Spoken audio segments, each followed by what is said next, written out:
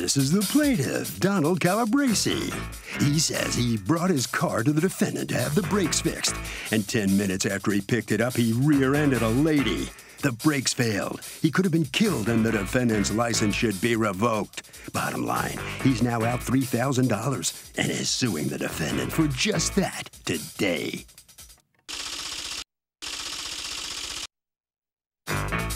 This is the defendant, Mike Esposito. He says the plaintiff's a regular customer of his, and he can't believe the guy's trying to blame him for an accident he had.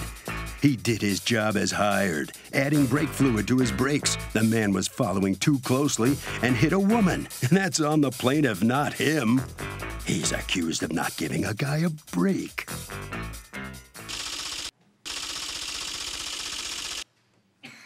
All parties, please use your right hands. Welcome back to the People's Court. Next case in the docket. The plaintiff says he took his car to the defendant for brake work, and 10 minutes after he picked it up, he got in an accident because the brakes failed. But the defendant says he did the job well. It's the case of I break for lawsuits. Thank you, Douglas. Donald Calabrese? Yes, ma'am. You are suing Mike Esposito and his Exxon company.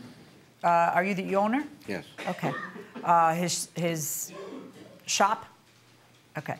For $3,000, according to you, you're out more than that because you got into a car accident after getting a brake job from him and you're blaming the brakes. Tell me what happened.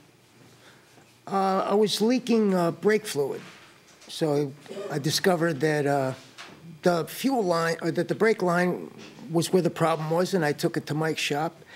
He said it was $150. So I went over to my friend's house and waited for it to be done. He told me it would take a while. I got a phone call. It was the master cylinder and the line.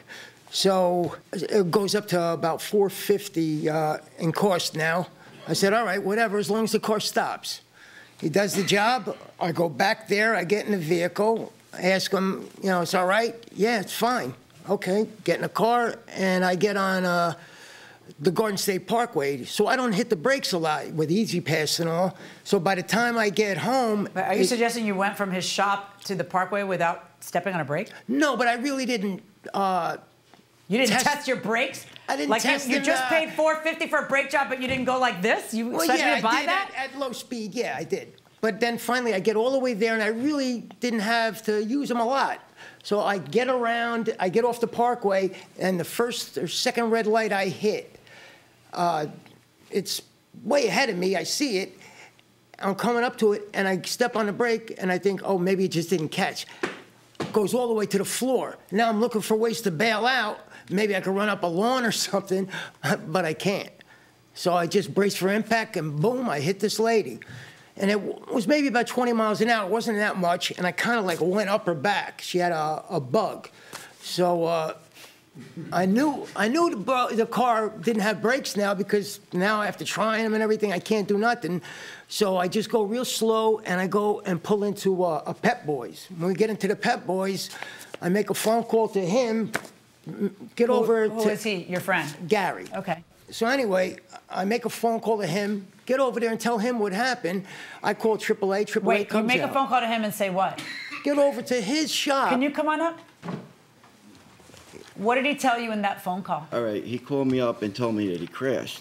And I said, what happened? He said, my brakes went to the floor. I couldn't stop the vehicle. He said, AAA's coming to take the car back to Mike's shop. And then a week later, that's when he got his vehicle back. Where's the car now? The car got towed back to him? Yes. And what did you find when the car got towed back to you? No, I can start from the beginning and be an easier Sure. thing to do. Okay, came to me at first. They say, Mike, I'm leaking brake fluid. I looked underneath the vehicle. I couldn't really see where it was coming from, but I kind of thought it was coming from a brake line or either that, the master cylinder where you put the fluid in. So he scheduled to bring the car in. He left it there, went home with the gentleman, and then when we brought the car inside, that's when we found out where it was coming from. It was coming from a brake line, a rotted brake line. The car's about 15 years old. So we bring it in, we repair the brake line, then when we proceed to bleed the brake system, okay, we notice the pedal going to the floor. So we have no pressure. And as I called Don, I said, listen, your master cylinder is not working. because we're trying to bleed the system, but the master cylinder where you put the fluid in, okay, the diaphragm in the master cylinder, the seal's already gone on there, rotted away. So now we need to replace the master cylinder. We didn't know this because we were told to fix a brake line leak. Okay, so you tell him it's going to be another $300. Whatever it was. Right. This is what it cost. This is the labor. This is additional. He was okay with that. So what did you do? We replaced the master cylinder. Okay. We got a pedal. Okay. So now we're checking the the wheels out, and I said, we got a pedal. What does that mean? Meaning we got a good brake pedal. You got a good brake. A good brake pedal. Okay. As far as it didn't go all the way to the ground. Correct. Right. As far as the hydraulic system. Right. Right. Correct. So we pull all 4 wheels off. As part of the brake system, anybody complains about a brake, we always check the brakes, no matter what. That's how I was taught. So we pull all the wheels off. I let them know, listen, you need rear brakes. They're basically almost nothing left. Your front brakes, you still got a little bit of time. Check them in the next 1,000 miles, okay? And then you have an ABS problem, because after the road test, we felt the brakes pulsating, like the ABS is kicking. Like they created this system when you're either going on a slippery road, a snowbank, wet road, whatever, the brakes apply 30 times per second, so it makes this car stop. You ever get on your brake and you press the brake and it goes do-do-do-do-do-do-do-do? You ever feel that? I never press a brake. Okay, so that's so basically that's created so you don't slide or slip or run into a curb. That's the ABS system. Right. So I felt that. We brought the vehicle back inside. Okay, because now that's a computer issue. So I said, Don, I have a code for an ABS sensor. That's why your pedal is, doing what it's doing. Okay, it will still stop. It will stop the car, but it's not working properly. So he knew about this. He's complaining. He claims that what happened is not that it worked 30 times a second or a minute, but that it went all the way down and the hydraulics failed. Right. Right? It had nothing to do with our. How do you know? Because I brought the car in when it got towed in. Right. Okay. And did you press the brake? When it got towed in that morning. You drove around the block with me. Hold on. So if the brakes fail 10 minutes after the guy picks it up, is the defendant automatically responsible? No. Why? 10 minutes? Think about it. What do you say?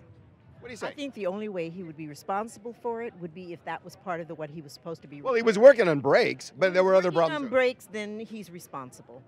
You buying that? He's responsible, period. You shouldn't let someone drive off a lot. If you are 10 minutes. 10 minutes. you're supposed to drive the car before they. What about 2 days? It's still their fault. How about a month? No. There you go. Going inside the courtroom. When I got to the shop that morning, You poked the bear. He was already there with the vehicle. Okay. My mechanics were there also. I get in the car, I take it for around the block. I don't feel nothing. What does that mean? Meaning that it worked properly. I go with him for the road test. Works fine. And then he says, I don't believe it. It was doing it, and I was stopping. So I couldn't understand what was wrong. So then I remember from the day when I did the brake job, I said, Don, you still need that brake, to the ABS repair that ABS problem. Yeah, but that's not going to cause a brake to go to the floor and not work. Correct. Right. That is absolutely correct. That's not it. So I double-checked everything that we did. There's only two possibilities. The brake went all the way to the floor, or he's full of baloney and it didn't, and he's trying to pin the accident on you. Those are the only two possibilities, right? Yeah, is there a third possibility? I double-checked our work. No. No leaks. Okay, did you ever take the car to a different mechanic who said there was something wrong with the job that they did? I didn't have to take it. The brakes didn't work. Oh, I'll be the judge of that. Oh, all right. Okay, because the problem is, here's the problem, okay? When you take the car, the brakes are working fine. I couldn't drive the car from where I crashed because the brakes didn't work. When you take the car before you crash, the brakes are working fine. Because I'm not an idiot, and I hope you're not an idiot. Yes, if you pay $450 for a brake job, I'm presuming that you're pressing the brakes and they're working fine.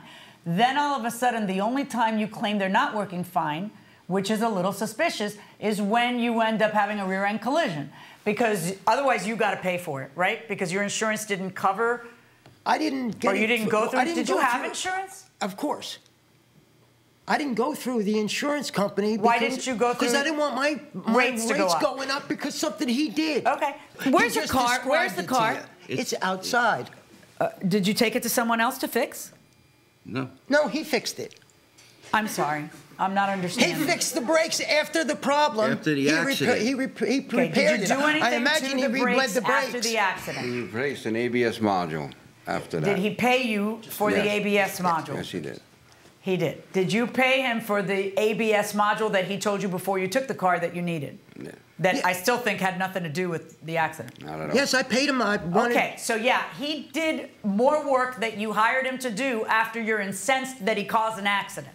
And you paid him for the more work. The very same guy who you were saying is so incompetent that he caused your accident, that very same guy. And at my cost, too. I gave him a break. Look, it's simple. You are the plaintiff in the case. I understand. I know. And you're the guy with the burden, what we call under the eyes of the law, the burden of proof. That means you have to come in here and show me something went wrong. You are saying, hey, Judge, just take my word for it. The brakes went all the way to the floor, and I couldn't brake, and the brakes didn't work, so all of this damage to my car, damage to her car, is all his fault, plus another $1,000 for pain and suffering and punitive damages. Okay. So all that is his fault, and he's got to pay me for all that. That's what you're telling me. And that's fine, but you have to prove it. You can't just say it. Well, because lots of people have accidents without the brakes going all the way to the floor. So there's many ways you could prove this, okay? If you have the car and it was so incompetently repaired that it caused you to risk your life and someone else's, then you believe it's their fault, why would you take it back to them to fix? But if all he did when you brought it back to him to fix, because you paid for it, so you know that's what you hired, why would you hire the guy to do more work? And if you hire the guy to do more work and it's all the guy did was the ABS, then why wouldn't you take it to another mechanic to make sure that it's not going to go down again? Because the ABS, I don't think, has anything to do with it going down. None of these things are present. So I've got him saying, cannot duplicate customer's complaint.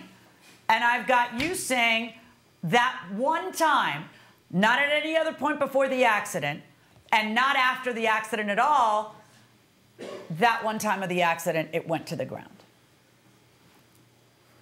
Well, maybe it was just an accident, like every other accident. So based on what I'm listening to, I find in favor of the defendant. Good luck, folks.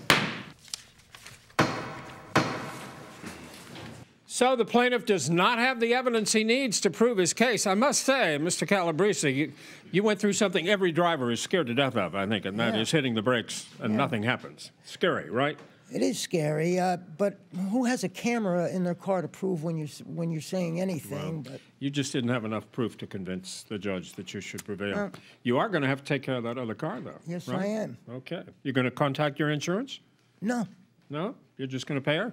I already started. Okay, good for you. All righty. Thank you very much. Thank you, sir. You must sign some documents. Officer McIntosh is waiting for you out there. Mr. Esposito, how do you feel about the outcome of this? Were you worried? Not at all. Not at all? No. Confident? Yeah, doing it so long that, doing the right thing. Okay. Well, congratulations. Thank you so much. Harvey, what do you think? You know, Doc, the thing about this case is this. There are multiple reasons why this guy hit the car. The theory that the defendant did shoddy work is just that, a theory. And that will do it for this case. Litigants for the next case on the way into the courtroom right now.